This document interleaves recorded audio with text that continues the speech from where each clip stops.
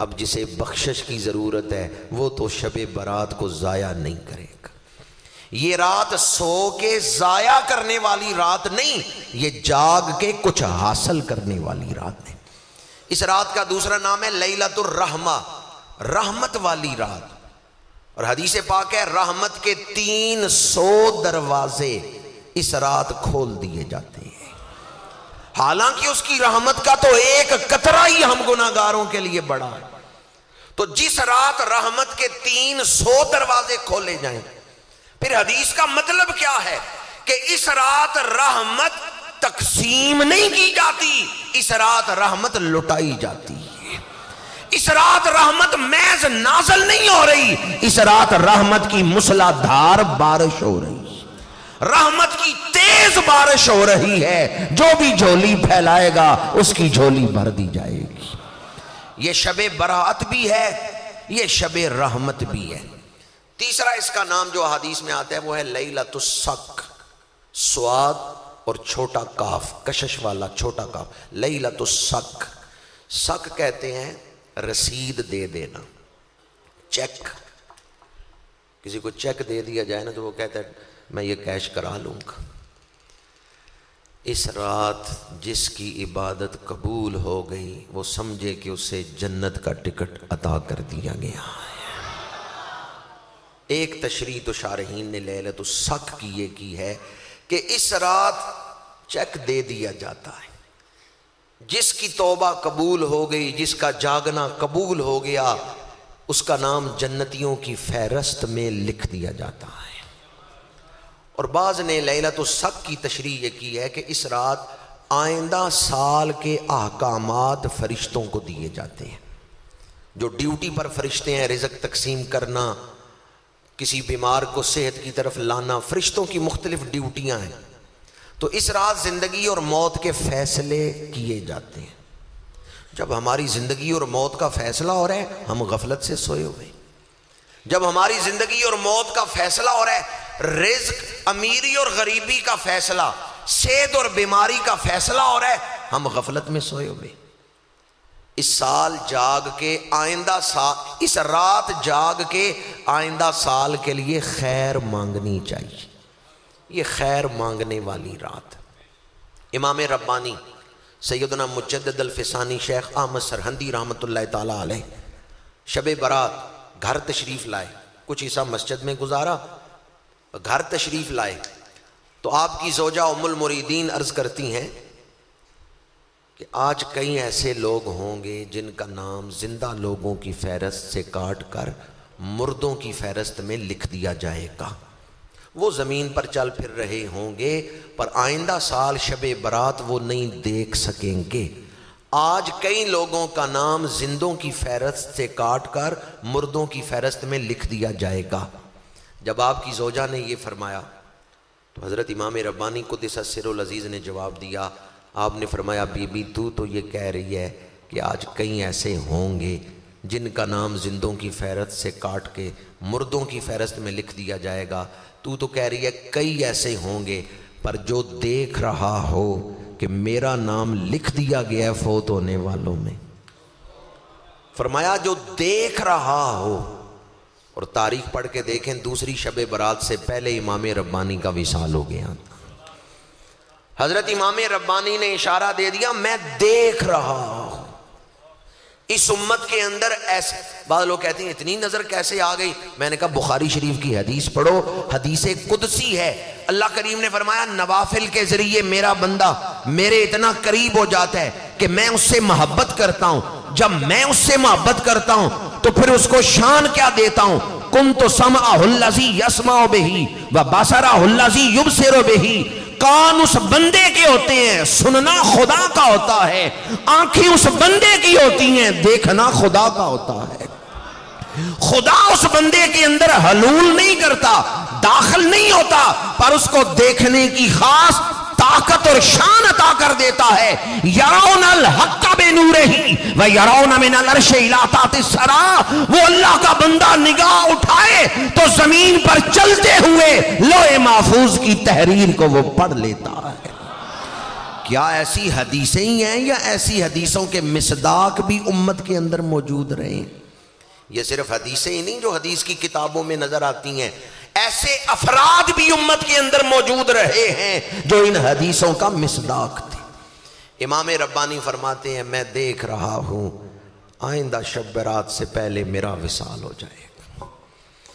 تو اس سال آئندہ سال، اس رات آئندہ سال کے جو احکامات ہیں وہ فرشتوں کو دیے جاتے ہیں، امیری غریبی، صحت بیماری، زندگی موت۔ تو جو رات امور تقسیم کیے جا رہے ہیں ہمارے بارے میں، اس رات ہمیں غفلت میں سو کے گزار دینا چاہیے یا اٹھ کے خیر مانگنی چاہیے؟ 3 پہلو اس رات کے میں آپ کے سامنے عرض کر چکا ہوں۔ ایک تو یہ آزادی کی رات ہے، دوزخ سے آزادی کی، اور دوسرا یہ رحمت کی رات ہے کہ 300 رحمت کے دروازے کھل جاتے، اور تیسرا آئندہ سال کے احکامات ڈیوٹی والے فرشتوں کو اس رات میں دیے جاتے ہیں۔ چوتھا پہلو یہ لیلۃ البرکت یا لیلۃ مبارکۃ، یہ برکت والی رات ہے۔ کون سی رات ہے؟ کعبہ شریف بھی برکت والا ہے، قرآن بھی برکت والا ہے۔ کتاب انزلناہ الیک مبارک، سورہ صاد میں ہے 29 نمبر آیت۔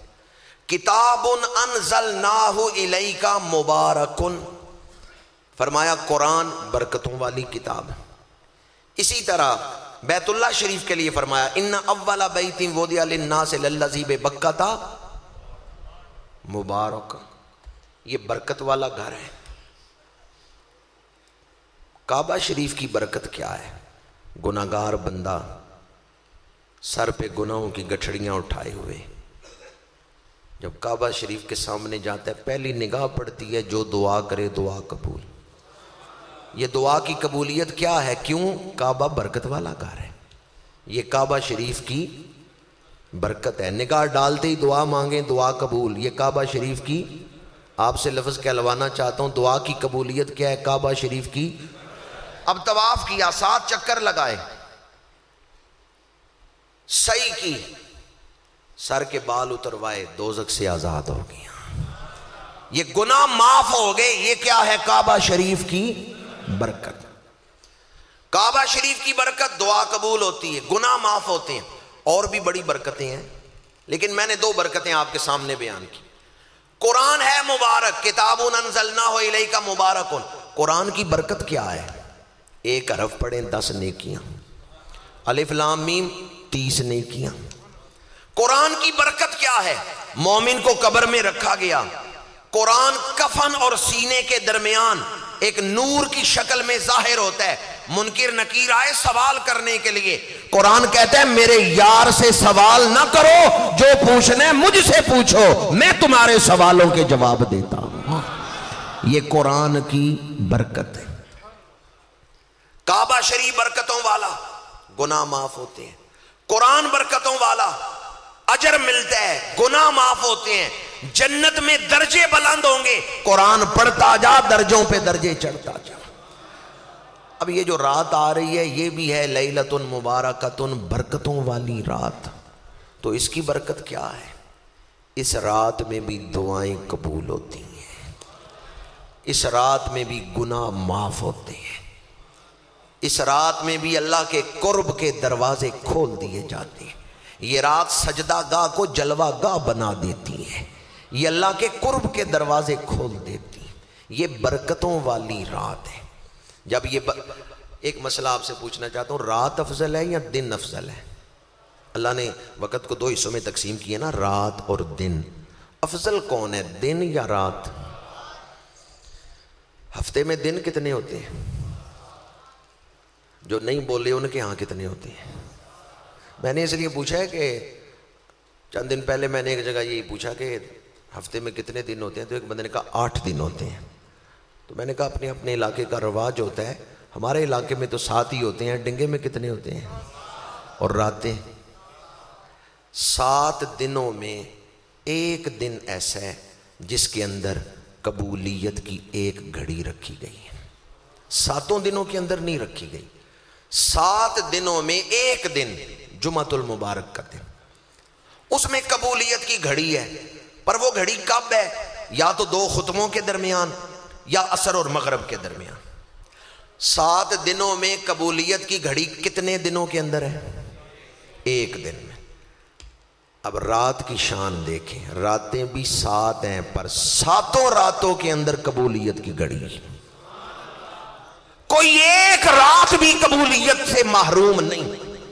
حدیث پاک ہے ہر رات کے آخری حصے میں اللہ تعالیٰ اپنی شان کے مطابق آسمان دنیا پہ نزول اجلال فرماتا ہے اور بارگاہ ذوالجلال سے صدائے رحمت بلند ہوتی ہے. حل من داعی یستجاب لہ، حل من مستغفر یستغفر لہ. کوئی ہے گناہوں کی بخشش مانگنے والا کہ اس کے گناہوں کو بخش دیا جائے، کوئی ہے دعا کرنے والا کہ اس کی دعا کو قبول کیا جائے. دنوں میں تو ایک دن کو قبولیت کی گھڑی ملی ہے، پر راتوں میں سال کے 365 دن ہیں، ہر رات کے اندر اللہ نے قبولیت کی گھڑی رکھی. کوئی ایک رات بھی قبولیت کی گھڑی سے خالی. پچھلی راتیں رحمت رب دی کرے بلند آوازہ، بخشش منگن والیاں کارن کھلائے. پر یہ قبولیت کی گھڑی کس وقت ہوتی ہے؟ رات کے پہلے حصے میں یا آخری حصے میں؟ آخری حصے میں. اللہ بلاتے ہیں گناہگاروں کو، گناہگاروں آؤ بخشش مانگ لو. گناہگار سوئے ہوئے ہیں، گناہگار نہیں آئے، تہجد گزار آ گئے، متقی آ گئے، نیک لوگ آ گئے. انہوں نے اٹھ کے نفل بھی پڑھے، دعا بھی مانگی. پر یہ تو نیک ہے. اللہ نے بلایا گناہگاروں آؤ بخشش مانگ لو. گناہگار سوئے ہوئے ہیں. یا اللہ گناہگار تو نہیں آئے کیونکہ یہ رات کے آخری حصے میں اٹھ نہیں سکتے. آج جس تمہید پہ گفتگو کر رہا ہوں وہ یہ ہے کہ ہم گناہگار ہیں پر اللہ رحمان ہے. اللہ یا اللہ گناہگار رات کے آخری حصے میں اٹھ نہیں سکتے. اللہ کریم نے ایک ایسی رات مقرر کر دی جس میں آخری حصے کی قید نہیں. ادھر سورج ڈوبے گا، ادھر بخشش کا دروازہ کھول دیا جائے گا. مغرب سے لے کے طلوع صبح صادق تک ساری رات یہ صدا آئے گی، گناہگاروں آؤ بخشش مانگ لو، گناہگاروں آؤ بخشش کا دروازہ کھلا ہوا ہے. حل من مستغفر یستغفر لہ، حل من داعی یستجاب لہ.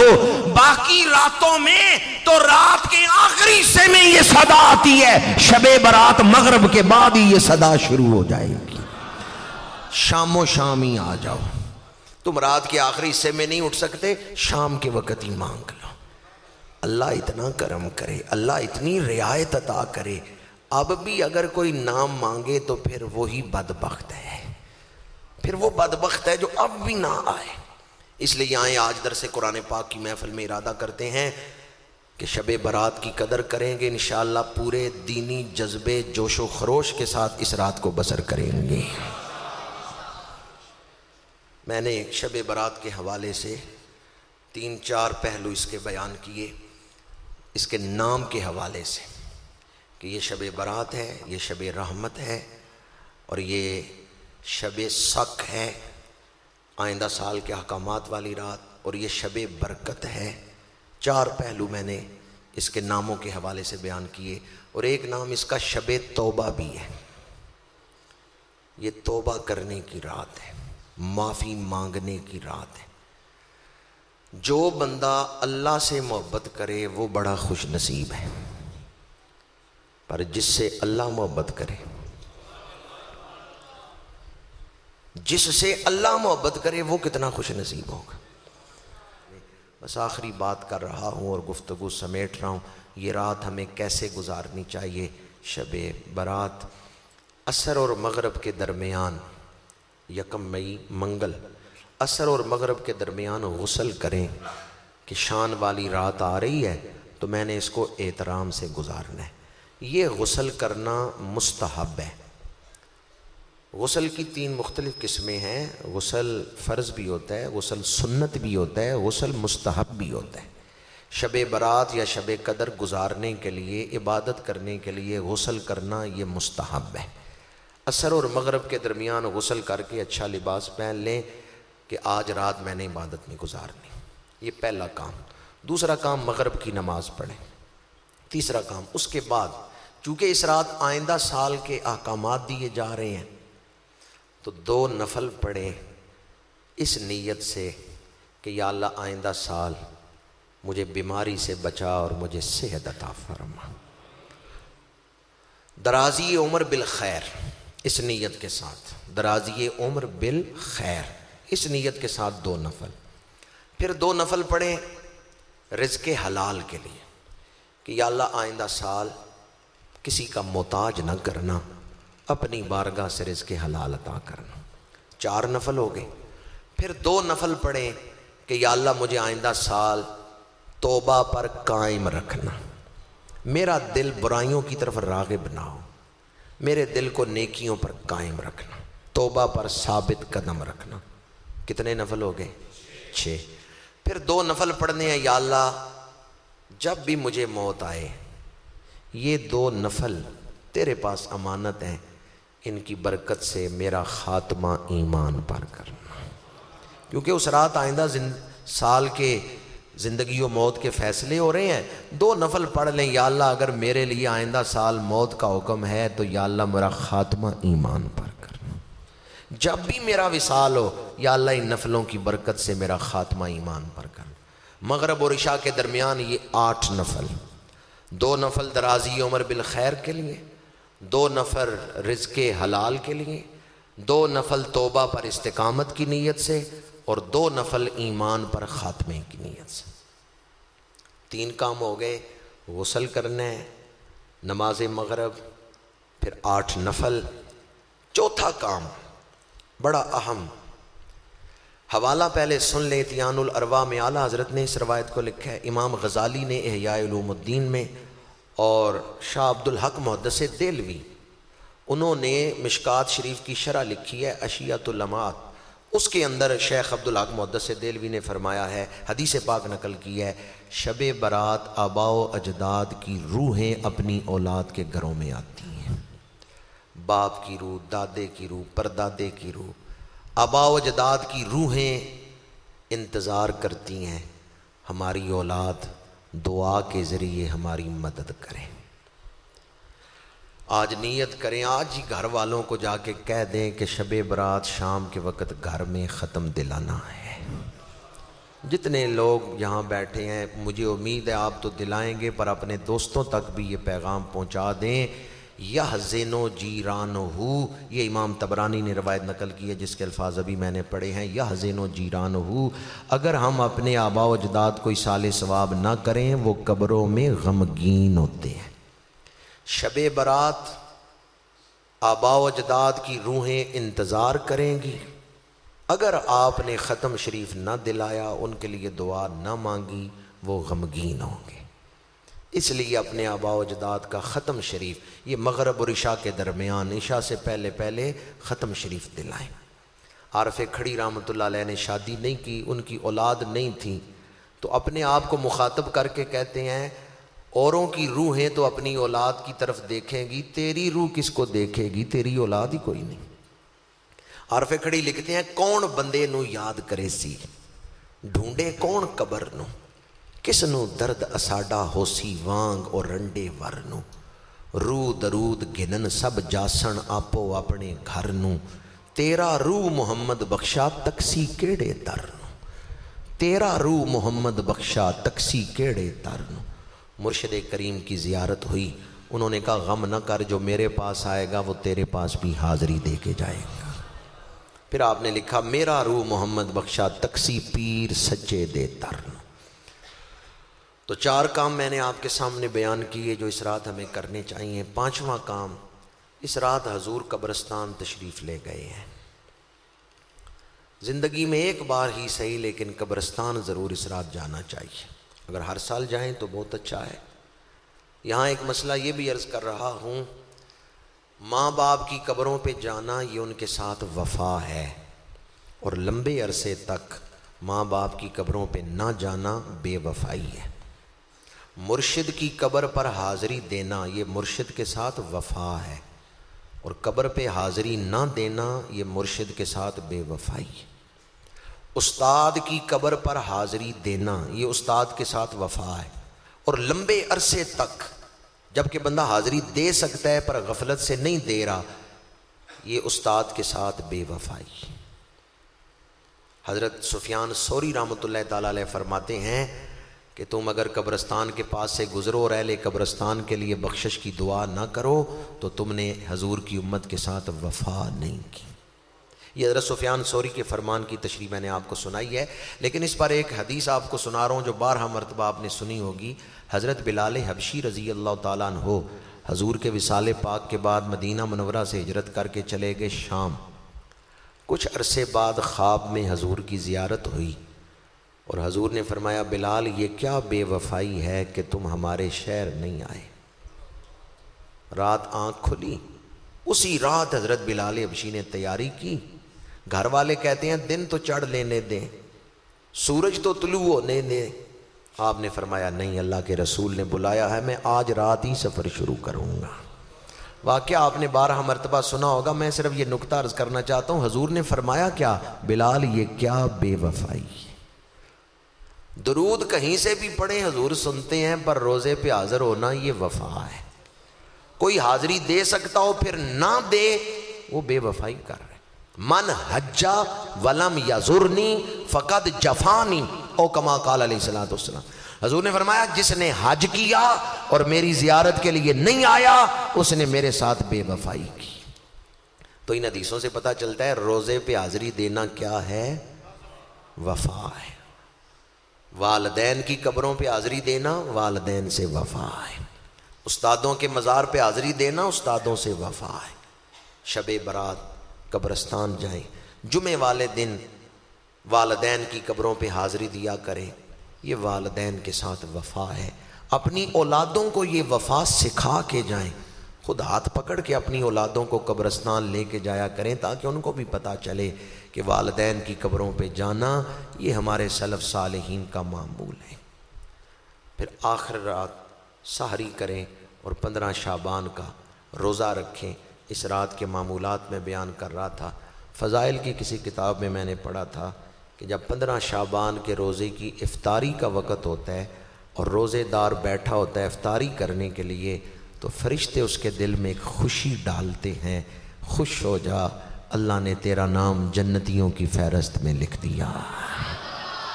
اللہ تعالیٰ یہ رات ہمیں تجھ کو احتشام، ادب و اخلاص اور جوش و خروش کے ساتھ گزارنے کی توفیق عطا فرمائے۔